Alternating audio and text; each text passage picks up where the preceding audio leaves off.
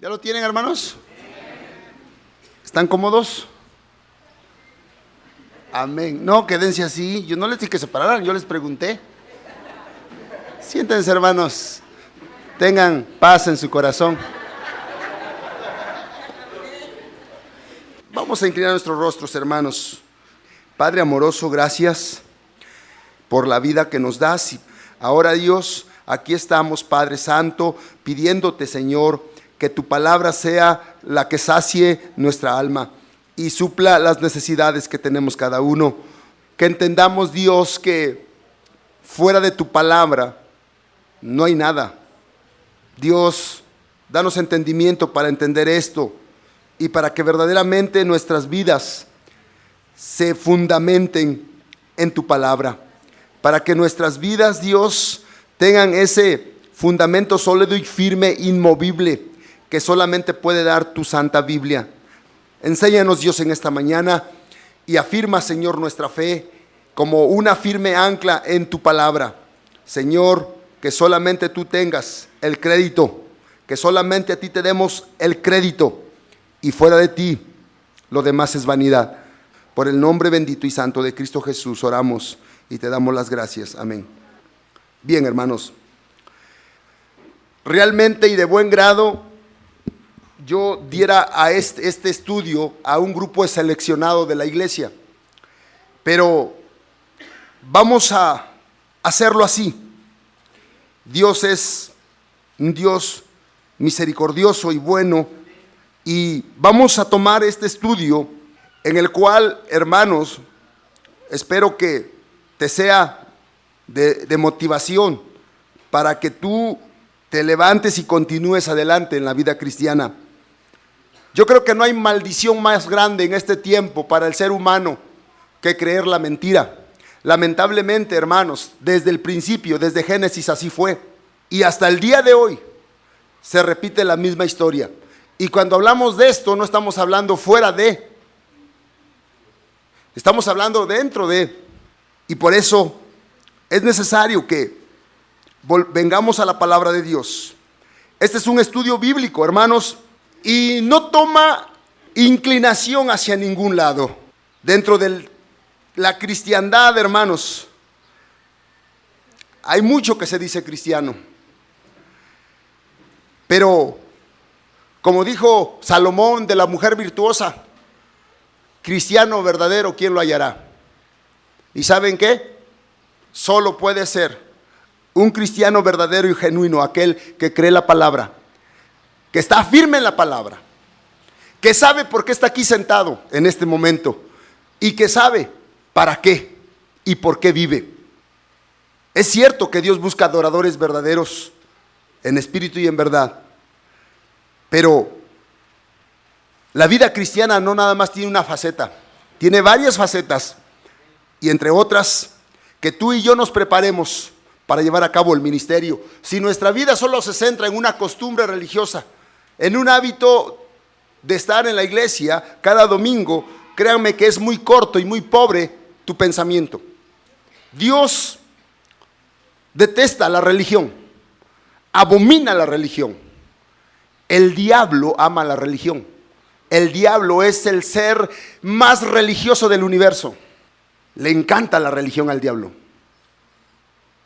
Y yo quisiera despertarles, de veras, a salir de ese costumbrismo, de esa tradición de hombres, de esa manera en la cual el hombre busca acallar su conciencia y vivir verdaderamente, hermanos, una vida de lucha, de valor, de esfuerzo para obedecer a Dios y para ser esa persona que Él quiere que seamos. Salir de la rutina, salir de un costumbrismo solamente, de un cristianismo de domingo, y que verdaderamente cuando tú agarres la Biblia, tú seas capaz de presentar defensa ante todo aquel que te demanda razón de tu esperanza. A mí me da mucha tristeza de saber que cristianos caminamos con gente que no quiere nada con Dios. Pasamos tiempo, convivimos, comemos juntos, y tu luz brille, pero por su ausencia. Que tu vida no sirva de nada, que tu vida no bendiga nada ni a nadie, y que aquellas personas tengan la suerte tan triste y su destino tan negro de perderse eternamente en el lago de fuego. La verdad, yo no puedo hacer eso. Y si busco estar junto a alguien, si yo deseo estar junto a la gente, mi meta es abrir la Biblia y presentarles la luz de la verdad. Por eso les digo, hermanos, que mientras tú seas un buen religioso, el diablo está encantado. El diablo está feliz. Porque un religioso no le sirve a Dios, le sirve al diablo. Y créanme, hermanos, que Dios no quiere esto.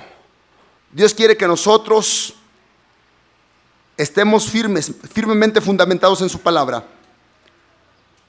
siendo inteligentes y sabios, y saber por qué Dios nos ha dado su palabra, por qué nos ha llamado, por qué nos ha salvado.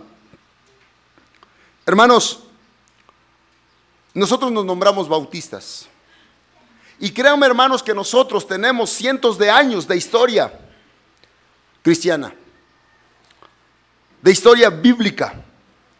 Y podemos trazar nuestra línea desde el Nuevo Testamento. ¿Qué te dicen o qué dices tú cuando dicen, ah, sí, tú eres de los protestantes? ¿Cuál es tu respuesta? No sabemos qué decir. Y es muy triste, hermanos. Pero la verdad les voy a decir mi posición. Yo no soy protestante.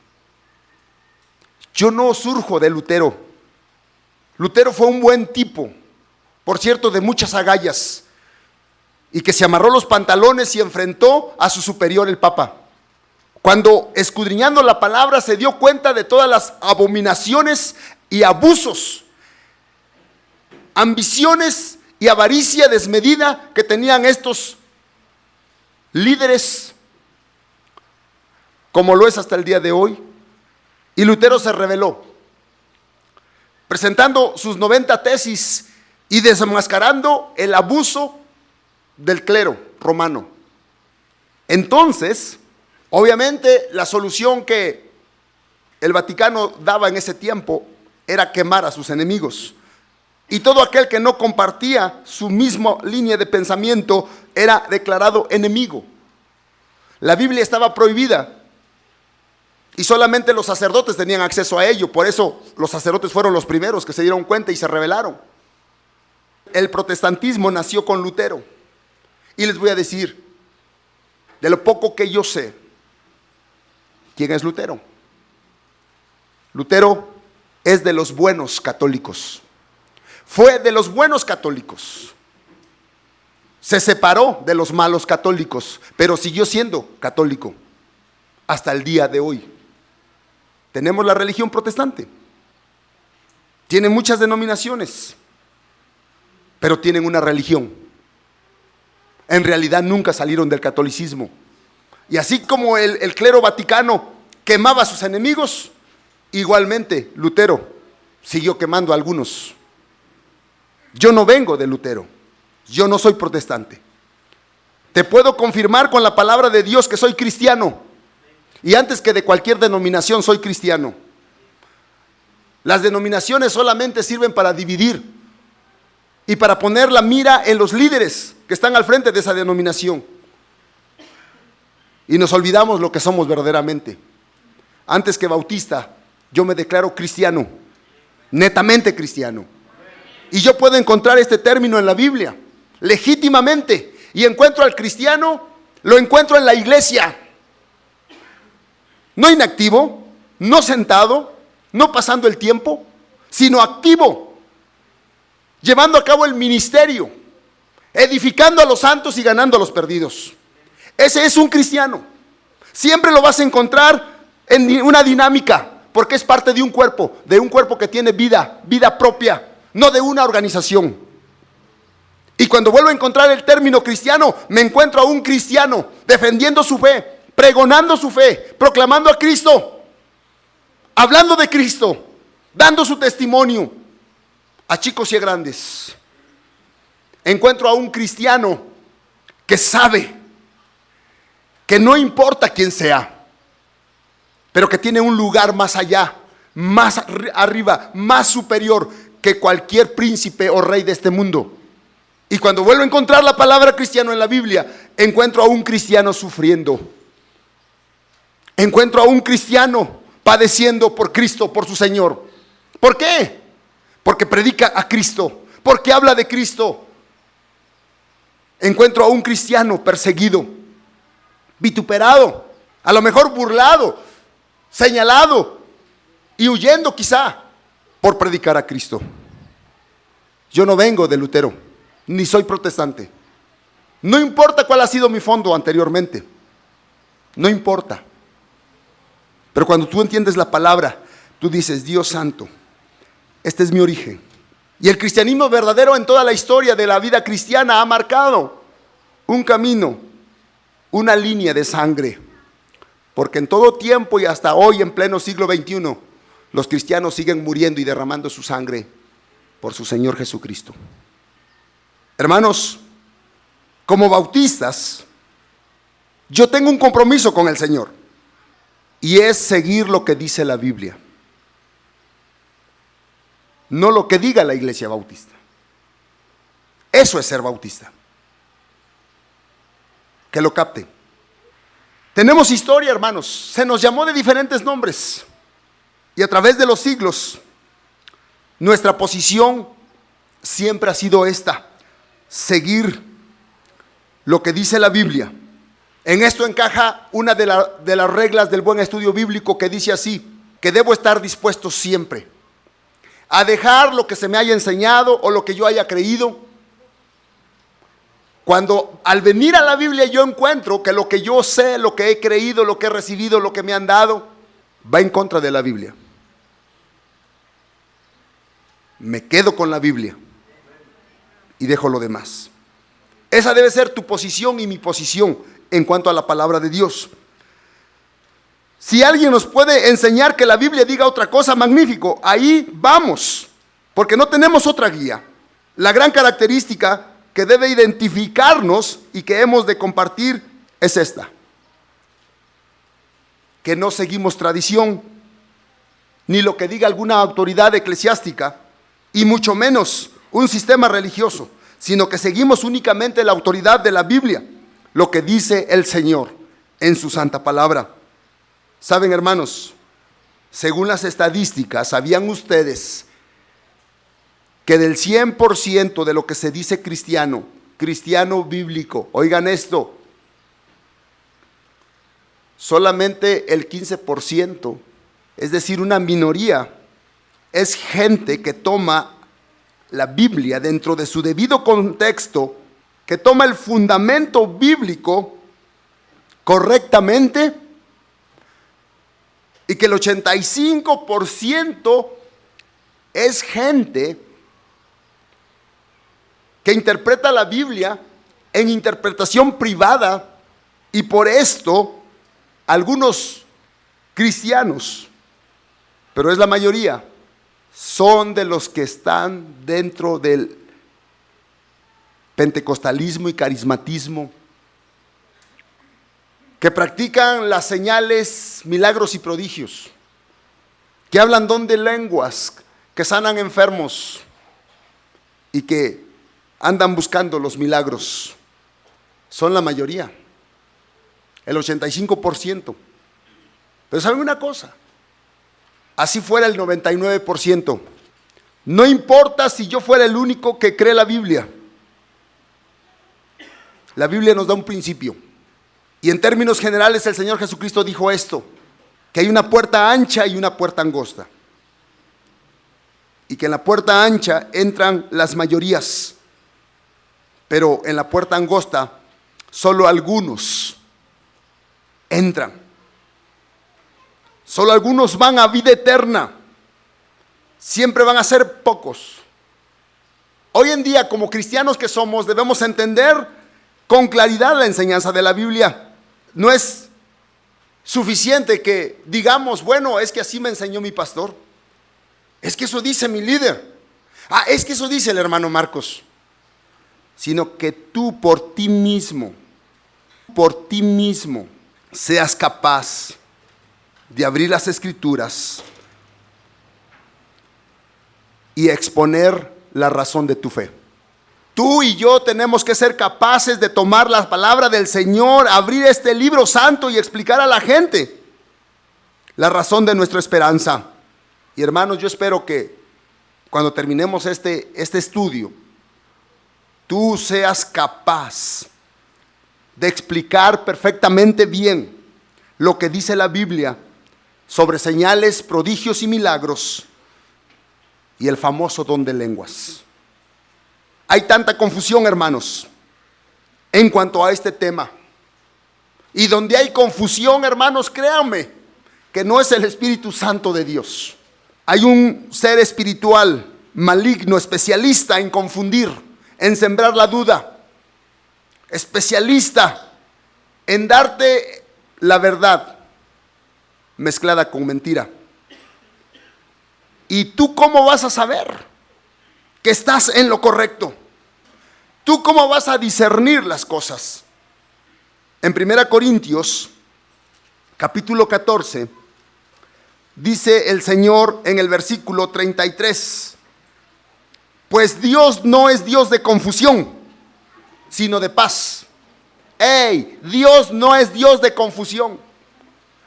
Es muy triste que tú como cristiano te conformes en decir, pues, estoy confundido.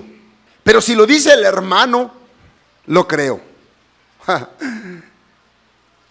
No, hermanos, siempre que Dios habla su palabra es luz, es certeza, es seguridad. Dios no es Dios de confusión, sino de paz. Como en todas las iglesias de los santos, como en todas las iglesias de los santos. Y qué triste es que en las iglesias de los santos haya confusión y duda. Eso es algo terrible. Versículo 40. Pero hágase todo decentemente y en orden. Dios es un Dios de orden. En versículo 23 del capítulo 15, ahí mismo, dice, pero cada uno en su debido orden, cada uno en su debido orden. ¿Qué estamos mirando, hermanos? Estamos mirando que Dios es un Dios ordenado, es un Dios de orden, no es un Dios de confusión, y por lo tanto, de la misma manera, para entender este libro, hay principios, hay reglas, hay normas para el buen estudio bíblico. ¿Saben cuál es el origen de tanto sectarismo, de tantas filosofías equivocadas dentro del pueblo cristiano? Tomar la Biblia sin ton ni son y aplicar cada porción a como se les viene en gana. Por ejemplo, hay libros que tienen mucho que enseñarnos, pero que no son aplicables a la iglesia. Por mencionarles algunos, el libro de Mateo es un libro escrito a judíos. El libro de Hebreos es un libro escrito a judíos. El libro de los Hechos, muchos toman ahí doctrina para la iglesia cuando es un libro de transición.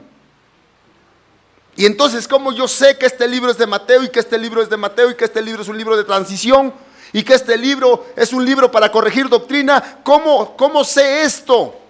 Pues Dios mismo, en su misma Biblia, nos da reglas, nos da principios, y por desconocer esas reglas, esos principios, por eso el mismo cristiano está en confusión, y eso no es de Dios.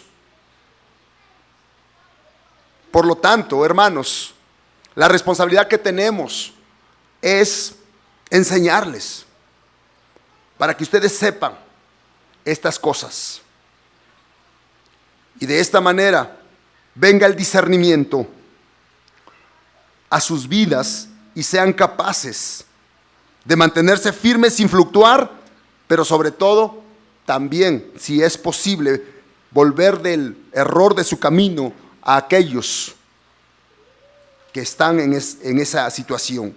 Colosenses 2:5 es donde leíamos, porque Colosenses 2:5 dice aquí el Señor: porque aunque estoy ausente en cuerpo, no obstante en espíritu estoy con vosotros, gozándome y mirando vuestro buen orden y la firmeza de vuestra fe en Cristo. Pablo está escribiendo a los colosenses, congratulándose con ellos de su buen orden y de su firmeza en Cristo. Una de las características de la iglesia de los santos es orden, es firmeza, no confusión. Amén, hermanos. Los movimientos religiosos, hermanos, como los carismáticos y las iglesias pentecostales, comparten algunas características, sobre todo una afinidad, una inclinación hacia los milagros, señales, don de lenguas, bautismos del Espíritu Santo y cosas de esas.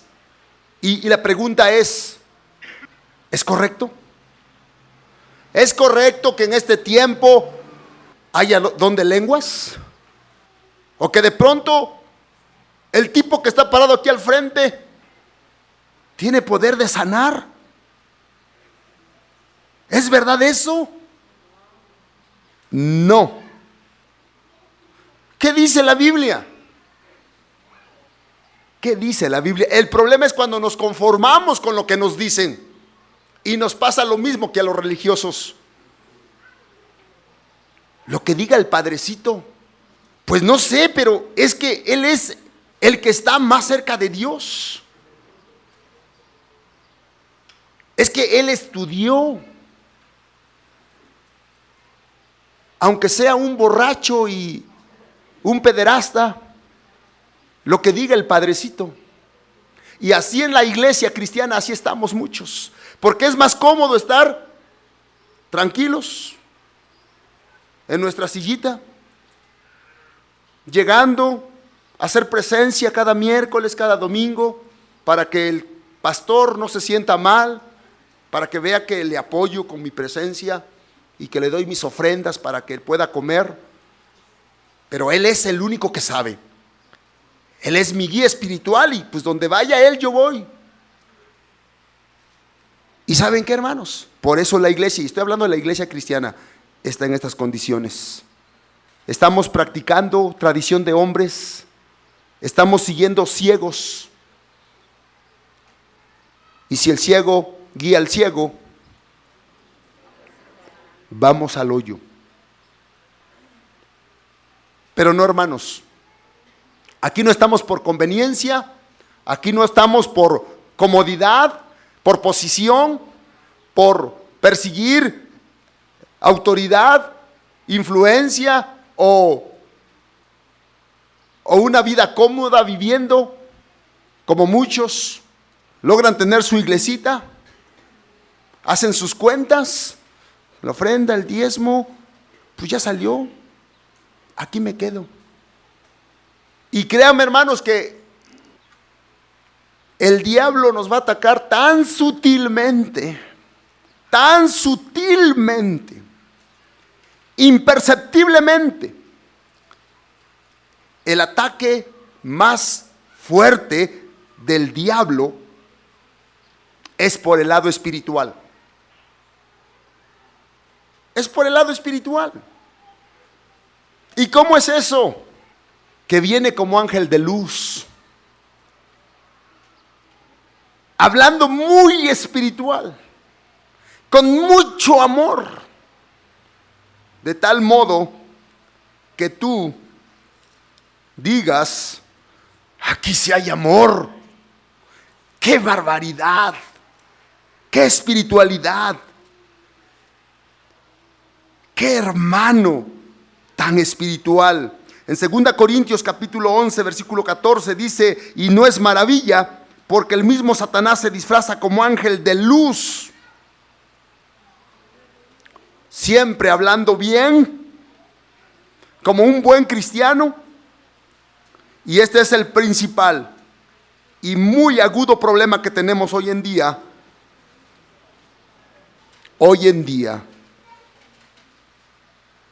Dice el versículo 3 del capítulo 11: pero temo que como la serpiente con su astucia engañó a Eva, vuestros sentidos sean de alguna manera extraviados de la sincera fidelidad a Cristo.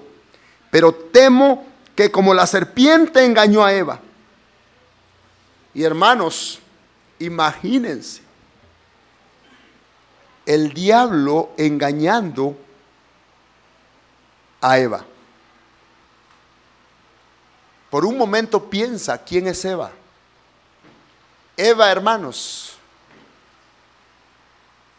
me imagino era una mujer súper inteligente, como Adán, el primer hombre. Me imagino el hombre más perfecto que ha existido sobre esta tierra, aparte de Jesucristo, en el sentido humano. ¿Por qué? Porque es del cual provenimos todos. Muy inteligente, muy capaz, y el diablo los engañó. Por eso estamos como estamos. Párate, por favor. Ve ahí atrás y te pones de pie. Son mis discípulos. Hasta el día de hoy se siguen durmiendo. Pedro, Jacobo y Andrés igualmente. Pedro, Andrés y Juan igualmente. Y por eso la serpiente nos engaña, porque andamos dormidos. ¿Cuánto más a unos cristianos que tenemos tanto problema para creer la Biblia, para leer la Biblia, que nos cuesta estar en la casa de Dios como debe ser? Es tremendo, hermanos. La especialidad del diablo es el engaño, es la confusión. Y solo es cuestión de ir a Génesis 3 para ver cómo trabaja. ¿Saben cómo trabaja el diablo? Para confundir, lo primero que hace es llegar contigo y haciéndote preguntas. A propósito, hay una secta que llega contigo y te bombardea con preguntas. ¿Y por qué? Porque es una manera fácil de desarmarte y meterte en su juego, envolverte, y de pronto no sabes qué decir, tienes la boca cerrada. Tenemos que estar preparados. Aparte que el diablo, si tú eres muy capaz, te da 99% de verdad y te da 1% de mentira. Y con eso, un poco de levadura leuda toda la masa. Así que, como ya hemos dicho, hermanos, la Biblia es el fundamento, nuestra única y absoluta autoridad. Y el estudio de ella dentro de su debido contexto es la única forma de llegar a la doctrina divina y tener la respuesta en cuanto a las muchas preguntas que actualmente confunden a los creyentes. Yo, hermanos, en mis inicios en cuanto a la palabra, tenía 1000 preguntas, muchas preguntas, y créanme que no encontraba respuesta. No tengo todas las respuestas ahora, porque sigo aprendiendo y buscando en la palabra del Señor todas las cosas, pero siempre es importante que tú como cristiano, por estar en la Biblia, tú estés diligente, haciendo planteamientos de la palabra y de una manera ilimitada, plantees las preguntas a tu maestro, a tu instructor, al que te está enseñando la Biblia. La verdad me causa tristeza cuando estoy enseñando la Biblia y yo les pregunto, ¿tienen alguna pregunta? ¿Hay alguna inquietud? Y no tienen preguntas, ni tienen inquietudes. Y digo, qué barbaridad, qué buen maestro soy. O soy buen maestro, o mis alumnos están dormidos. Pero una cosa sí es cierta, me esfuerzo.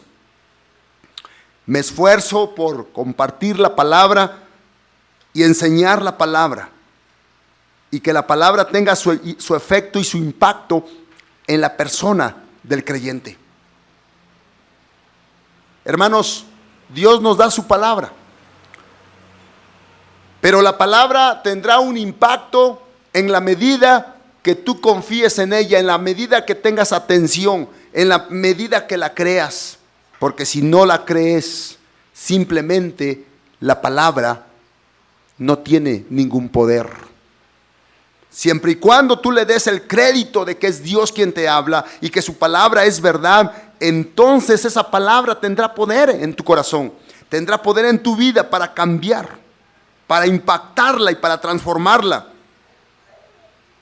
Así que miremos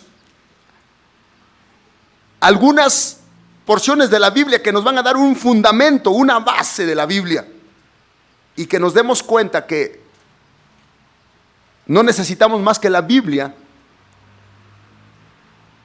el Espíritu Santo de Dios y la iglesia local, para que estemos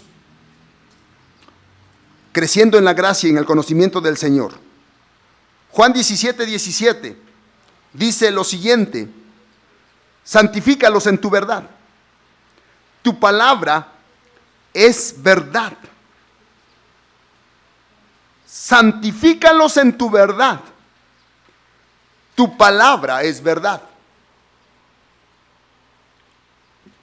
Una de las voluntades y de los planes que Dios tiene con tu vida y mi vida es que seamos santos.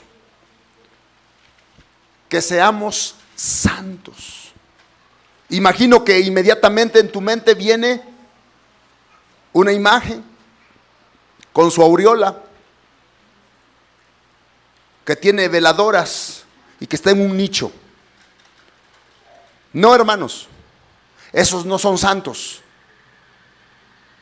Esos son ídolos, ídolos muertos. Los santos, bíblicamente hablando, son los creyentes que están en la iglesia, que han sido lavados con la sangre de Cristo, perdonados, y que están vivitos y coleando, creciendo en la gracia del Señor. Y la única manera de santificar nuestras vidas es por la palabra de Dios.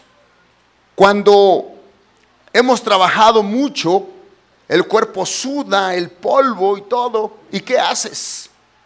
Vas y te bañas con agua y quedas hasta rechinando de limpio, ¿verdad? ¿Saben qué? Eso es lo que hace la palabra, porque la palabra es el agua que necesita nuestra alma, que necesita nuestro corazón y nuestra mente para transformar, para quitar los pensamientos sucios, toda la cochinada que entra en nuestros ojos y va a nuestra mente. Andando por el mundo, escuchamos cosas malas, malas palabras. Andando por el mundo, el diablo te pone que mires porquería y media. Obviamente, cuando tú eres un cristiano avisado, tú tienes que alejarte de esas cosas y reprenderlas y buscar la palabra con desesperación. Así como el siervo que busca la palabra, que busca las aguas. El siervo busca las aguas porque su cuerpo desprende un olor atractivo al león rugiente. Y es lo que dice el salmista en el Salmo 42. Como el ciervo brama por las aguas abundantes, está hablando en muchas aguas, porque cuando el ciervo logra llegar a las aguas, se sumerge y su olor es desvanecido, y el león rugiente ya no capta. Santifícalos en tu verdad, tu palabra es verdad. Y lo hemos dicho, hermanos, de alguna manera siempre, que la única diferencia que puede existir entre dos que se dicen cristianos, la diferencia es la palabra que tengas en tu vida. Hay mucho que se dice cristiano, pero que solamente sabe algunas porciones de la Biblia y fuera de contexto, mal aplicados. Y por eso andan emitiendo voces, sonidos con sus bocas, dando de vueltas y revolcándose en el suelo como borrachos, porque no saben la palabra. Ah, pero qué espirituales. Y tú, oye, yo no he tenido esa experiencia. Pues claro, tú necesitas el bautismo del Espíritu Santo. Y una de las manifestaciones del Espíritu Santo es que el Espíritu Santo te derribe. Y que tú dejes el Espíritu Santo actuar en ti, te saque todos los demonios que traes. Y por eso debes vomitar. Y ahí está el cristiano, como el hermano Lelo, creyéndose todas esas cosas. Y el diablo feliz. Hermanos, no puede ser eso. No puede ser eso, hermanos. Necesitamos sumergirnos en el agua abundantemente y saber lo que dice la Biblia, para que no seamos movidos de la sutileza del diablo. Segunda de Pedro 1:21 dice esto, dice lo siguiente, versículo 19: tenemos también la palabra profética más segura, a la cual hacéis bien en estar atentos como a una antorcha que alumbra en lugar oscuro hasta que el día esclarezca. Vivimos de noche, necesitamos una lámpara, una luz. Vivimos de noche porque Jesús, que es la luz, no está aquí. Cuando Él estaba aquí hace 2000 años, Él dijo: yo, Jesús, soy la luz del mundo. Pero la luz se fue. La luz se fue y quedamos en un tiempo de noche. Necesitamos una luz para alumbrarnos. Tenemos también la palabra profética más segura, a la cual hacéis bien en estar atentos como una antorcha que alumbra en lugar oscuro hasta que el día esclarezca, hasta que Cristo venga, que es el sol que saldrá y nos dará un nuevo día. Sigue diciendo, entendiendo primero esto, que ninguna profecía de la Escritura es de interpretación privada, porque nunca la profecía fue traída por voluntad humana, sino que los santos hombres de Dios hablaron siendo inspirados por el Espíritu Santo. El Espíritu Santo inspiró las palabras de la Biblia, es Dios mismo. Y por lo tanto la Biblia no es de interpretación privada, sino que la interpretación de la Biblia debe ser por el mismo Espíritu Santo. ¿Y cómo es eso? Tú y yo tenemos al Espíritu Santo. Y el Espíritu Santo, hermanos, sus funciones son claras y específicas. por mencionarles algunas cosas que el Espíritu Santo tiene como misión hacer en ti y en mí. Dice aquí en la palabra de Dios: mas el Consolador, el Espíritu Santo, a quien el Padre enviará en mi nombre. Estoy hablando de Juan 14, 26. Él os enseñará todas las cosas y os recordará todo lo que yo os he dicho. ¿Quién nos va a enseñar? El Espíritu Santo. El Espíritu Santo es el que nos va a enseñar todas las cosas y nos va a hacer recordar todo lo que se ha dicho. Capítulo 16, versículo 13. Pero cuando venga el Espíritu de verdad, Él os guiará a toda la verdad, porque no hablará por su propia cuenta, sino que hablará todo lo que oyere y os hará saber las cosas que habrán de venir. El Espíritu Santo. ¿Cómo te enseña el Espíritu Santo? ¿Sabes qué? Tenemos al Espíritu Santo. Y cuando se habla la palabra de Dios, el Espíritu Santo ahí dentro de ti te confirma con certeza, con seguridad, con confianza.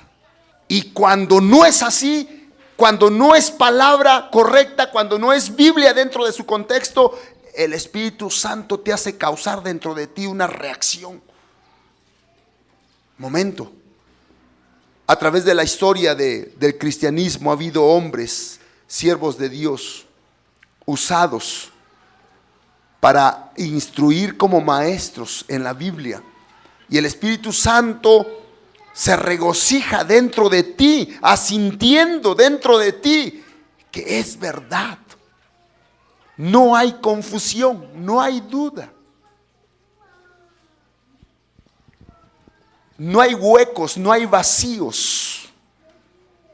Todo es un orden, una secuencia. La palabra encuentra una hilación sólida, una continuidad. No hay vacíos. Pero si de pronto hay un vacío, ¿y cómo fue esto? ¿O por qué? El Espíritu Santo te da la enseñanza clara.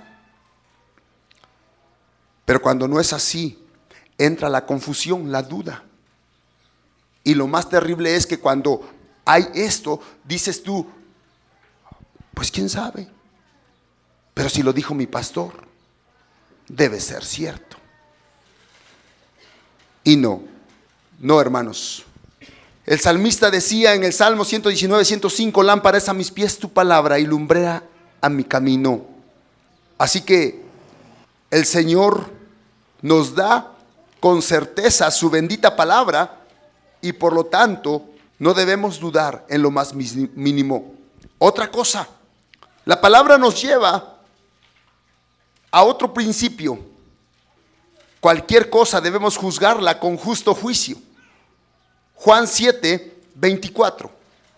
El mismo Señor Jesucristo nos está instruyendo en esto. No juzguéis según las apariencias, sino juzgad con justo juicio. Este versículo, hermanos, debe ser un versículo lema para ti, para mí. Debe ser una regla en nuestra vida. No juzguéis según las apariencias, sino juzgad con justo juicio. Muchas veces damos por sentado, es que me dijo el hermano, es que me dijo mi líder, es que eso es lo que dijo, eso es lo que escuché. No por lo que mires, sino vamos a juzgar según el justo juicio de Dios. En el Salmo 19, versículo 9, leemos lo siguiente: el temor de Jehová es limpio, que permanece para siempre. Los juicios de Jehová son verdad, todos justos. Juzgad con justo juicio. Entonces, hermanos, todo lo que vamos a ver, todo lo que nos diga, vamos a traerlo a la medida, al patrón, a la norma. a la palabra de Dios. Este libro es nuestra norma, hermanos. Es mi norma y la única autoridad absoluta que tenemos. No hay otro libro. No hay nada más que te pueda verdaderamente ubicar y fundamentar correctamente. Y por eso necesitamos estar en la Biblia. Yo les digo a los jóvenes, lean la Biblia. Lean la Biblia. Terminen y denle vuelta a la Biblia. ¿Y saben por qué, hermanos? Cuando tenemos enseñanzas como esta, de pronto agarran la hebra y ensambla todo tan perfecto, pero si no estamos en la Biblia leyéndola, nos están hablando. Y muchas veces no encontramos la razón, no encontramos la hebra, no encontramos el hilo. ¿Por qué? Porque ignoramos la palabra de Dios. Y todo buen cristiano, todo legítimo cristiano, está peleando y buscando siempre la verdad. Hay dos tipos de personas en cada grupo religioso, en cada iglesia. Aún aquí hay dos tipos de personas. Unos que están aquí precisamente porque desean y anhelan la verdad y buscan la verdad y se mantienen en la verdad. Esos diríamos que son los cristianos honestos. Y está otro grupo que son los cristianos deshonestos. ¿Por qué vienen? Porque tampoco ya encajan en el catolicismo, pero no por convicción, no porque verdaderamente son amantes de la verdad y buscan la verdad, porque quieren estar en la verdad.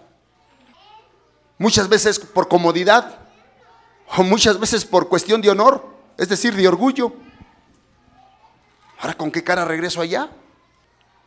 Y ya no tienen más que quedarse acá. Yo les digo una cosa. Dice Santiago que hay gente que se engaña a sí misma. Pero si tú verdaderamente eres un cristiano honesto, buscador de la verdad, entonces no tienes por qué estar perdiendo el tiempo y la Biblia por ahí a un lado. Tienes que estar en la palabra. Y una persona que desea y anhela la palabra es una persona que pide y demanda enseñanza. Y que dice, enséñenme, enséñenme. Yo recuerdo, hermanos, el discipulado bíblico, el que tenemos, de 16 lecciones, que solamente es una parte. Yo deseaba, yo anhelaba ese discipulado. Lo pedí a gritos, fui a Monterrey para recibirlo. Nos dieron un poquito. Después dijeron los hermanos, vamos a ir a Tehuacán, vamos a impartir ese discipulado en Tehuacán. ¡Oh, qué cosa más maravillosa! Y nosotros corriendo a Tehuacán para recibir el discipulado. Nos lo daban desde las 9 de la noche hasta las 12, 1 de la madrugada. Nos daban el discipulado. Íbamos corriendo para allá. Y regresábamos como a las 2, 3 de la mañana. No nos importaba nada. Y en una ida, casi nos matábamos, mi esposa y yo. Aprendimos muchas cosas a través de ese discipulado del accidente, porque también fue un discipulado. Crecimos, el Señor nos enseñó sabiduría. Y tuve la dicha de estar con nuestro hermano Jeff más de 5 veces recibiendo la enseñanza de esta palabra. Esas lecciones para mí me fascinaban. Vez tras vez, tras vez, tras vez. No 3 veces, no 4 veces, no 5 veces. Yo quería saber más y más. Yo no quería ser un cristiano religioso. Yo no quería estar en la ignorancia. Y pagué el precio.